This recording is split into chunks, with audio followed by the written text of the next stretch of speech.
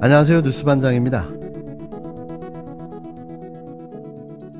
이제 이준석 국힘당 대표의 운빨도 마침내 마지막 종착지를 향해 질주하기 시작했습니다. 아무리 아니라고 우기고 또 우겨봐도 진실은 이 대표의 성상납 사실만 하나씩 드러나고 있을 뿐인데요. 더 얼마를 버틸 수 있을까요? 이미 그가 잡고 있던 썩은 동아줄마저 끊어진 걸로 보여집니다. 그렇게 살려달라고 몸부림치고 있지만 계속되는 윤핵관들의 따돌림은 더욱더 노골화되고 있는데요. 어쩌다 30대의 당대표를 거머쥐던 대표가 이런 상황까지 몰리게 된 걸까요? 다 자업자득인 거죠. 그렇게 잘난 척을 해대며 나대더니만 결국 과거의 자신의 부도덕함이 자신의 발목을 잡고 말았습니다. 이제는 마삼중이 아니라 마영중이라고 불러야 할까 싶은데요. 마이너스의 영원한 중진이라고 말이죠. 국힘당 이준석 대표가 자신에게 제기된 성상납 의혹을 한사코 부인하고 있는 가운데 성접대 당사자로 알려진 아이카이스트 김성진 전 대표가 관련 증거물을 새롭게 내놨습니다. 벼랑 끝에 서 있는 이 대표가 과연 어떻게 나올지가 궁금한데요. 뒤로도 갈 데가 없는 거죠. 구속 중인 김 전 대표의 법률 대리인인 김소연 변호사는 21일 이 대표가 자기와 무관한 사기 사건이라며 김성진을 잘 모르고 사기꾼이라는 취지의 말에 대해 공개 사과를 요구했다며 9페이지 분량의 이 대표 관련 자료를 제공했다고 밝혔습니다. 김 변호사가 이날 공개한 자료는 아이카이스트 내부 일정표로 2013년 7월부터 8월까지 이 대표가 방문했을 당시의 기록이 담긴 비서실 문서인데요. 기록에 따르면 이 대표는 같은 해 7월 11일 오후 4시 30분 대전을 방문했으며 아이카이스트 비서실에서 해당 업무를 지원한 걸로 나와 있습니다. 같은 달 18일 오후 3시에도 대전을 방문했으며 문서에는 주요 사항으로 오후 2시까지 대전역 픽업 대기라고 상세히 적혀 있었는데요. 역시 같은 해 8월 15일에는 미팅 대표, 새누리 비상대책위 이준석 의원, 대표라는 문구와 새누리 비상대책위 이준석 의원 미팅이라는 내용이 기재되어 있었습니다. 이 두 날짜 모두 이 대표가 김 대표 측으로부터 성상납을 받았다고 폭로한 유튜브 가로세로 연구소 주장과 정확히 일치하는데요. 이 시점에 이 대표가 대전까지 내려갔고 당시 성접대를 받은 것으로 추정되는 정황인 거죠. 당 중앙윤리위는 22일 오후 7시에 윤리위를 열고 이 대표의 의혹을 심의할 예정인데요. 23일엔 김 전 대표가 참고인 신분으로 경찰 조사를 받습니다. 이날 당 윤리심의에서 이 대표가 당원권 정지 이상의 중징계 처분을 받게 되면 당대표직 수행은 물론 정치 생명이 치명적일 수밖에 없는데요. 이와 관련해 윤리위 이양희 위원장은 지난 18일 입장문을 통해 윤리위 활동에 대한 다양한 추측성, 정치적 해석이 제기되고 당 사무처의 부적절한 업무 처리로 윤리위의 정상적 활동이 심각한 지장을 받고 있다며 윤리위는 당원 개개인의 지위고와 상관없이 모든 당원에 대한 징계 관할 권한을 갖고 있다며 이 대표의 언론 플레이를 경고했습니다. 되게 그냥 저도 당황스러운 게 저도 뭐 처음에 2일이다 24일이다 이런 것들 저도 공식적으로 들은 게 아니라 언론을 통해 제가 보고 그렇습니까? 예예. 대표님 모르고 계시죠? 지난번에는 또 뭐 경향신문인가요? 어떤 언론에서 27일이다 이렇게 얘기하더라고요. 예, 맞습니다. 그래서 제가 그걸 보고 27일이다 또 얘기하니까 윤리위에 갑자기 어떻게 알았냐 이렇게 얘기하는데 예. 저도 언론 보고 압니다. 신문 보고 알았습니까? 예. 근데 저는 1차적으로 궁금한 게 왜 우리 윤리위의 운영 규칙에 보면은 예. 밖에다가 이런 거 얘기하지 못하게 돼 있습니다. 윤리위 운영의 세부 사항들을. 그런데 어떤 윤리위원인지 모르겠지만 계속 언론에다가 제가 파악하기는 한 분인 것 같은데 계속 많은 이야기를 하고 있는데 이런 것 자체도 윤리위가 개최되면 따져 물어야 될 사안이라고 봅니다. 결과를 어떻게 예상하고 있는지요? 저는 이 부분에 대해 가지고 도대체 어떤 부분이 이제 윤리 다루겠다는 것이 잘 이해가 안 가기 때문에 저는 이 부분은 뭐 윤리가 상당히 오히려 고민이 많을 거라고 생각합니다. 네. 앞서 이 대표는 지난 17일 한겨레와의 인터뷰에서 경고도 받아들이기 힘들다고 펄쩍 뛴 데 이어 YTN 라디오 뉴스킹 박지훈입니다와의 인터뷰에서는 윤리위가 어떤 윤리를 다루겠다는 건지 잘 이해가 안 간다. 이 부분은 오히려 윤리위가 고민이 많을 것이라고 말한 바 있는데요. 하지만 김 변호사는 이준석 사건은 간단하다.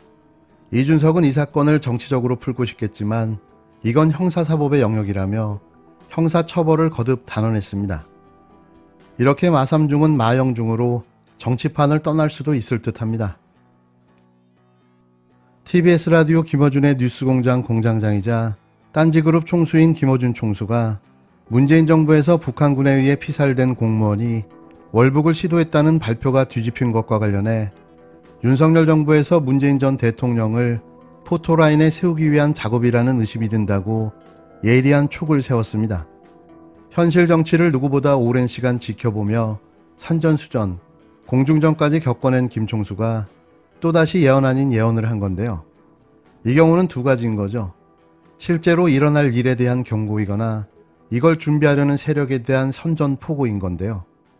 이렇게 해서 일어날 일을 미연에 방지했던 적도 있었습니다. 대표적인 케이스가 적이 공작새가 나타난다였죠. 지금까지 나온 기사를 종합해보면 한미연합 자산이라고 하거든요. 그러니까 이게 이제 미국 감청하는 정찰기가 떠다니다가 감청했을 수 있어요. 만약에 그럴 경우라면 미국이 동의를 해줘야 돼요. 동의할 리가 없죠. 정치적 공방이 계속 이어지고 있잖아요. 네. 이렇게까지 크게 키울 일이 아닌데 크게 키우고 있지 않습니까? 연속해서. 저는 이게 문재인 전 대통령 포토라인 프로젝트 라고 의심하는 바입니다. 개인적으로. 지금 서훈 전 국가안보실장하고 김정호 전 민정수석을 고발한다고 하잖아요. 그러면 이제 이어서 국가안보실장 혹은 민정수석이 대통령도 모르게 그런 결정을 내렸겠는가, 이런 논리가 나오겠죠. 그러면서 문 대통령 수사해야 된다까지 이어질 거라고 봅니다. 그러라고 이렇게 일을 키우는 거 아니겠는가. 그러니까 특별히 새로 발견된 근거가 없는데 판단을 뒤집고 이렇게까지 일을 키운 게 아닌가, 저는 그렇게 생각이 듭니다. 김 총수는 21일 TBS 라디오 김어준의 뉴스공장에서 국힘당이 2020년 9월 22일 북한군에 피격된 해수부 공무원 고 이대준 씨의 월북 의사를 판단할 수 있는 기록물을 공개해야 한다고 주장한 것과 관련해 이 씨 월북 판단의 근거는 한미연합 자산이라고 하는데 미국이 해당 정보를 공개하도록 동의할 리가 없다며 국힘당이 기록물 자체를 공개하는 것이 불가능하다는 것을 알고 그런 것이라고 되짚었습니다. 같은 날 아침 윤석열 대통령의 발언과 그 맥을 같이 하는데요. 이미 벌어질 상황을 예측하고 있었던 거죠. 대통령님, 민주당에서 그 서해 공무원 사건 관련해서 SI 공개할 테면 공개하고 이런 취지로 얘기가 나오는데 그 부분에 대해서 좀 어떻게 생각하세요? 거기에 대해서는 저도 SI라고 하는 것이 그게 아마 국민들께 그냥 공개하는 것이 그 간단한 문제는 아니라고 저는 생각을 하고, 그런 거로 공개하라고 하는 그 주장 자체는 좀 받아들이기가 좀 어렵지 않나 싶은데, 하여튼 검토를 좀 해보겠습니다. 어떤 건지. 그러면서 당시 국방위 비공개 회의 뒤 국힘당 간사인 한기호 의원이 국방부 보고 내용을 보면 월북이라고 판단할 수 있는 정황이 선명하다고 말했다며 더불어민주당 주장처럼 당시 국방위 회의록을 공개하면 그만이라고 덧붙였는데요.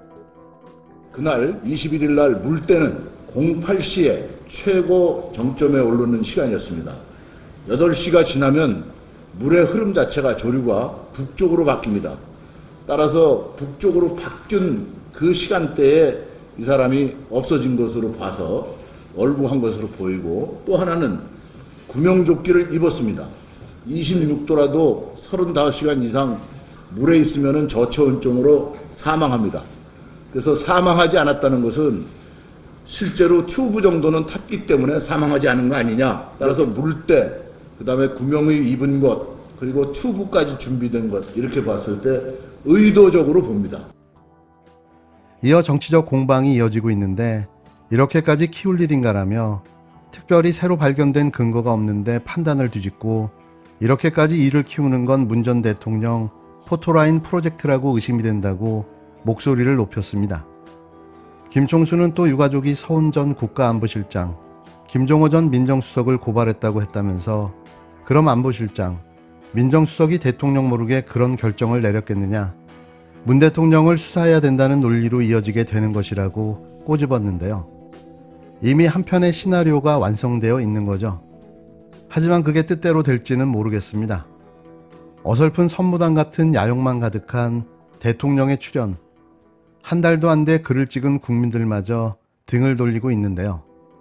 대체 항상 당해보고서야 후회하는 이유는 뭘까요? 대통령을 탄핵까지 시킨 국민들인데 그걸 꼭 당해봐야 아는 걸까요? 탄핵 마일리지가 계속 쌓이고 있습니다.